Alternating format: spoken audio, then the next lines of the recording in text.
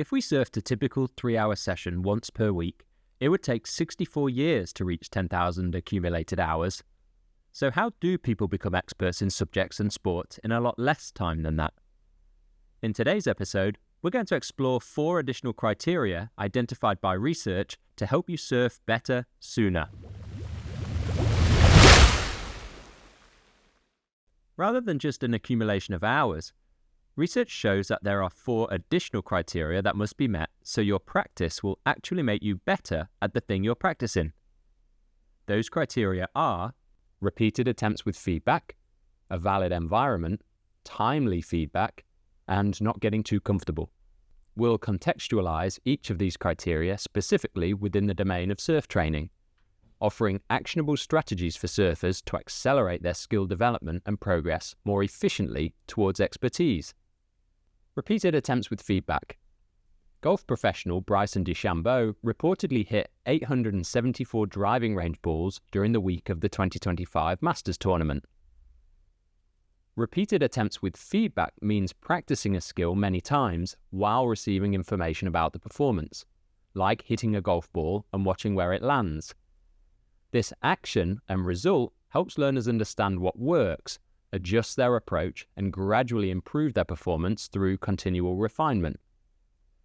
But surfing doesn't always allow as high repetition rates, with a limited number of waves available during each session. Compare that to tennis or basketball, where we can stand in front of a net and fire off 100 shots. And so we have to be creative in how we can increase repetition rates as surfers. Firstly, we want to set clear goals and define what we want to achieve. Improving a specific technique or maneuver or paddle speed or foot location accuracy, this will identify what we need to repeat, and then we can work out where the highest repetition rate might occur. This could be out the back, or it might be in the whitewater or on dry land, where we can use them as practice gyms. The fact that in the whitewater or on dry land, there's a lot fewer variables and more opportunities for higher reps. When we define our goals, it's important to be objective about what is realistically achievable during the session within those conditions. For example, a busy lineup can quickly reduce any person's wave count. So ask yourself, where is my time worth spending? We can practice pop-ups, stance adjustments, weight shifts, trimming, and linked carve turns, and we can rack up dozens of reps in the whitewater in the time it takes to paddle out for just a few unbroken waves. After all, body mechanics are fundamentally the same when carving on a whitewater wave as it is on a green wave. We can deconstruct skills into components. Instead of waiting for the perfect wave to do a full cutback, isolate the parts. Use 2 short carves in the whitewater to simulate a cutback. How long would it take normally to accrue 100 cutbacks in context, out the back, compared to 100 left to right linked carves in the whitewater? We can employ this deconstruction method for bottom turns or takeoff variations, and even the cross-stepping portion of nose riding, all taking place as deconstructed repetition drills in the whitewater. If catching waves or paddle endurance is on our list, then paddle out beyond the waves to repeat paddle sprint cycles to imitate catching a wave. We can paddle for miles on a flat day out beyond the waves to improve paddle technique or endurance. While the whitewater offers controlled repetition, more experienced surfers can also find valuable opportunities for skill development in out-the-back waves by using closeout sections to try new maneuvers or making the most of subpar days to refine technique. Riding a big board on a small wave is similar enough to riding a small board on a big wave that we will benefit from the repetition. Or we could deliberately throw away good waves to experiment. This is how we can create our own reps in the ocean.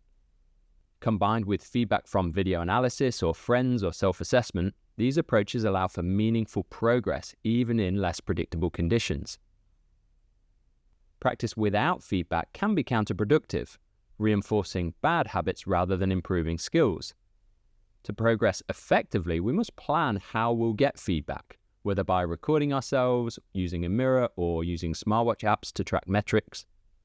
Different methods suit different drills, and some are easier to set up than others. Choosing the right feedback approach is key to making practice truly effective. To truly benefit from repeated attempts, however, we need to consider the environment in which those attempts take place. Repetition alone isn't enough if the setting doesn't allow for consistent cause and effect learning. Let's explore what makes an environment valid for learning and how servers can optimize further their practice conditions to fast-track skill development. A valid environment. In skill development, a valid environment is one where the patterns are consistent enough to allow learners to connect cause and effect. Think of a game of darts. The rules don't change and the target stays still. Over time, with enough practice, improvement becomes predictable. Dryland offers an excellent environment for skill development. It's just you and your body, free from external variables, allowing for high repetition practice and easy correction of form. It's particularly effective for isolating specific movements like pop-ups, stance adjustments, or balance drills, making it a great starting point for building foundational muscle memory. However, while Dryland is ideal for precision and control, it falls short in replicating the full range of motions and dynamic body positions required in actual surfing. The absence of fluid resistance, shifting balance points, and wave-driven momentum means that the sensory feedback, how a maneuver feels when executed correctly, is limited and can sometimes mislead if not reinforced in the water. The surf zone, on the other hand, is one of the most complex learning environments students will ever encounter. While it's far from random, experienced surfers can often explain why a maneuver worked or didn't. The variability between waves makes repetition difficult. You might catch two waves back to back, but their timing, speed, and shape are rarely identical. This doesn't make surfing an invalid domain for learning. It just means progress relies on strategies that minimize noise and amplify quality feedback. In other words, the more predictable the wave condition, the more valid the learning opportunity. Whitewater conditions become an invaluable bridge between dry land and open face surfing. There's a long-standing stigma in surfing around the whitewater, as if it's a space reserved only for beginners. Seen through the right lens, the whitewater can be a deliberate and intelligent choice for surfers who value focus and progression, a kind of gym for surfing. Much like going to the gym was once dismissed as uncool before becoming a symbol of discipline and dedication, using the whitewater with purpose reflects a mindset grounded in long-term growth. Whitewater is generally predictable, with waves that are similar in size, speed, and frequency, offering virtually endless opportunities for repetition. These conditions introduce real-time feedback within a relatively controlled and forgiving ocean setting.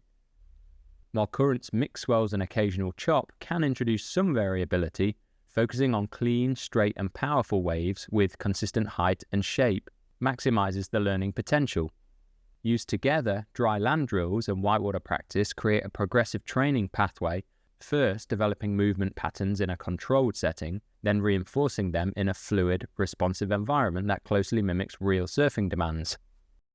When we talk about out-the-back waves, the ideal scenario for skill development is a wave that is consistently shaped, gently peeling, and maintains a predictable pace and shoulder.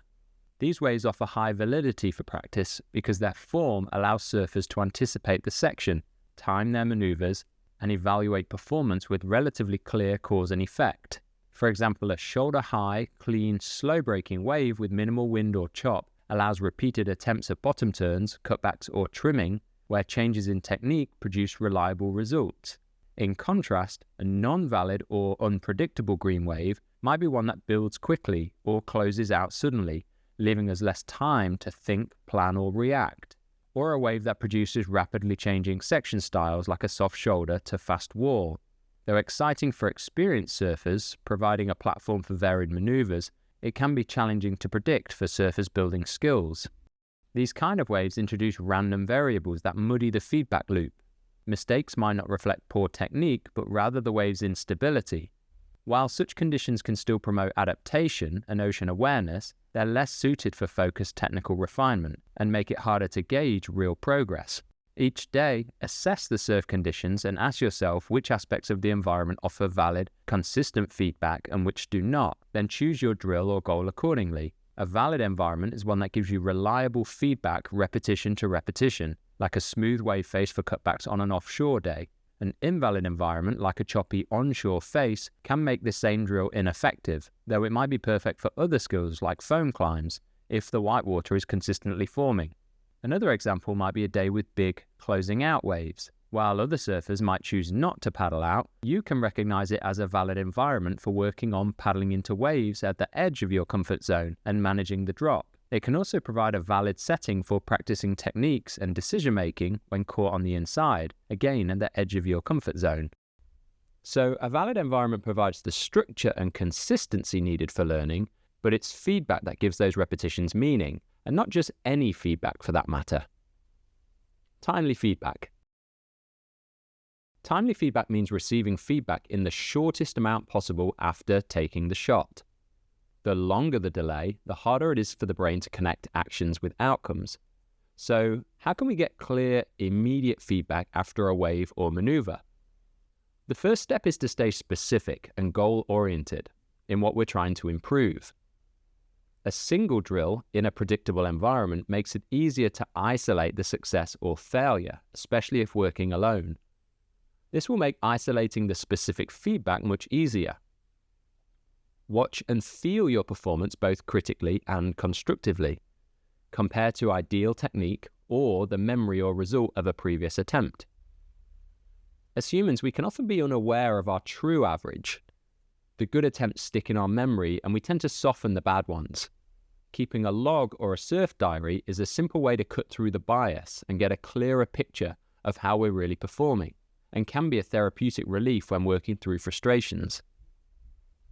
One of the most effective ways to receive immediate, actionable feedback is by working with an in-water coach. A skilled coach can offer real-time, wave-by-wave insights, allowing for instant adjustments while the experience is still fresh. When paired with video footage for post-session review, this creates a layered feedback loop, combining instant correction with reflective analysis. So how much time do we have? Let's say for a drill where we want the front foot location to be aligned with the stringer. The best feedback would be within 0 to 5 seconds. We could do that by simply looking down and seeing whether our front foot is on target or off-center from the stringer line. During this time, the brain is still processing the movement, making the link between the action and result much stronger. The downside is that confirming foot location by looking down in the moment can be distracting, so be sure to not stare at your feet for too long. Still, a good example of timely feedback might be between 5 and 30 seconds after the action. This could be from an in-water coach who watches the wave and then highlights whether the front foot is off-center or not. This is still close enough in time for the participant to remember the feeling and execution. Less effective feedback would be minutes or more, and this could be, for example, after the session watching an iPhone video recorded from the beach, with no feedback through the session. In this time, the participant may forget how they moved or what they felt, weakening the cause-effect link. In the moment, we can ask ourselves, what am I doing well? What specific part needs improvement? Identify in advance how we are measuring the success. So the front foot location relative to a marker, or carving within a certain tolerance, or is it something more internal like an increase in confidence? In-water coaches and phone cameras can be powerful tools when referenced frequently and instantly where possible. Once we start receiving feedback consistently, the next challenge is to resist the temptation to stay in familiar routines and instead seek out the discomfort that signals real progress. Let's look at why stepping beyond the comfort zone is essential for reaching true expertise. Learning to play an instrument initially is challenging.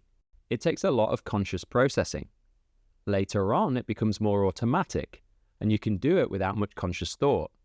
This is the comfortable stage. After that, more time spent playing the same piece doesn't improve performance. If we want to keep improving, we have to try playing new, challenging songs that make us feel tested again. Learning a new skill usually happens in 4 stages. At first, you don't even realize what you don't know. Then, as you start learning, you become aware of your lack of skill, which can be frustrating.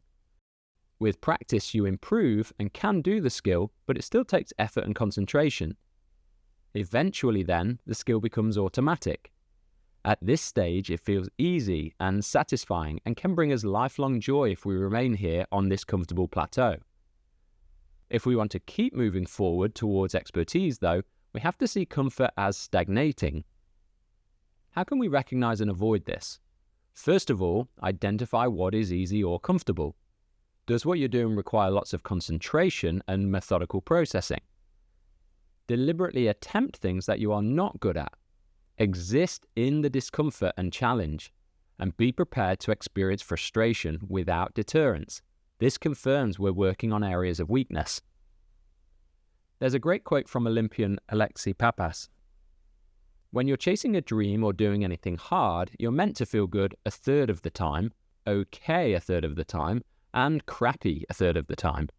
If the ratio is roughly in that range, then you're doing just fine. So let's pull it all together. Skill development, whether in surfing or any other discipline, is not a passive journey. It's an active pursuit fueled by intention and feedback and a willingness to grow beyond comfort. It's here in the struggle that progress takes root. So paddle out, repeat with purpose, measure with honesty, and stretch beyond what's easy. This is where transformation lives. Thanks for watching. We'll see you again next time.